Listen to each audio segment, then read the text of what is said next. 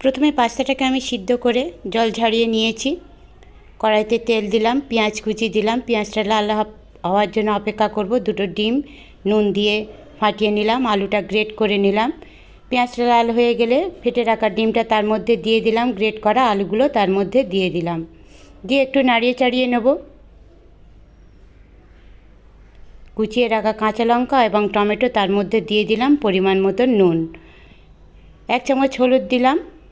Tomato sauce এবং সোয়া sauce ভালো করে ফাটিয়ে নিয়ে তার মধ্যে দিয়ে বেশ কিছুক্ষণ নাড়িয়ে চাড়িয়ে নেব।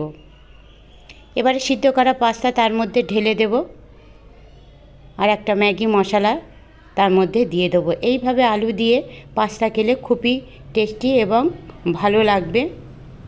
এভাবে আমরা স্কুলের বাচ্চাদের টিফিন দিলে তারা ভীষণ খুশি হবে।